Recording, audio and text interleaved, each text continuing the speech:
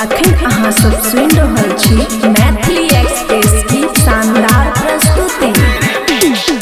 DJ राजा बड़ी घरदौड़ चौक खुशी recording studio बलुआहा।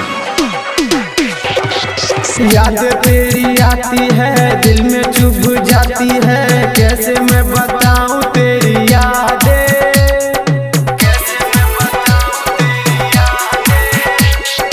यादें तेरी आती है दिल में चुभ जाती है, कैसे मैं बताऊं तेरी यादें।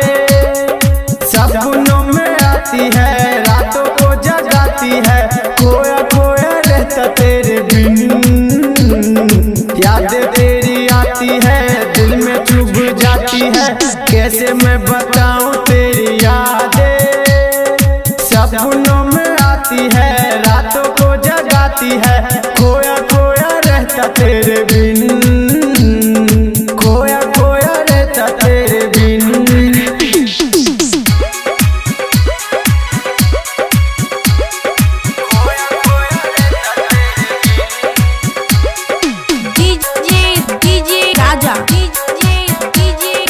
बड़ी घरदौड़ चौक खुशी रिकॉर्डिंग स्टूडियो बलुआहा।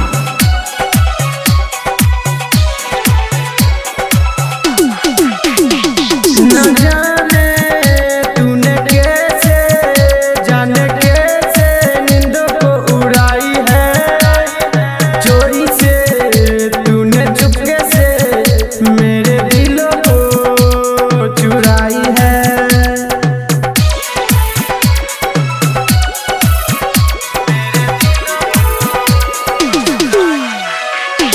न जाने तूने कैसे जाने कैसे नींदों को उड़ाई है, चोरी से तूने चुपके से मेरे दिलों को चुराई है। राइटर आस्किंग कहता है वो मिलना मुस्कुराना, तेरे संग जाना याद आती है।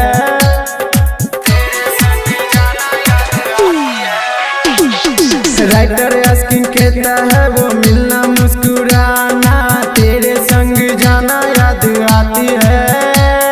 सपनों में आती है रातों को जगाती है, खोया खोया रहता तेरे बिन, खोया खोया रहता तेरे बिन।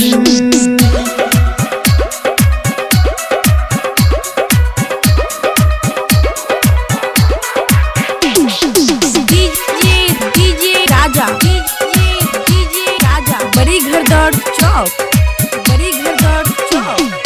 खुशी रिकॉर्डिंग स्टूडियो बलुआहा। सहमत सुल्तान तेरे प्यार में वो भी पागल हो गया है, दिल खुश दीवाना तेरे याद में घायल हुआ है।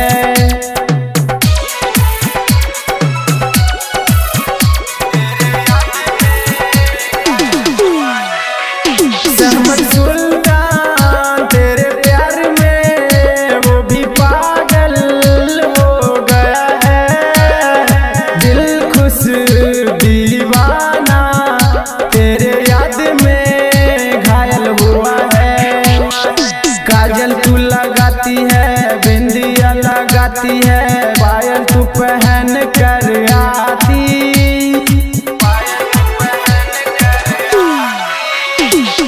काजल तू लगाती है बिंदिया लगाती है, पायल तू पहन कर आती। तेरे ही याद में तेरे इंतजार में खोया खोया रहता तेरे बिन, खोया खोया रहता तेरे बिन।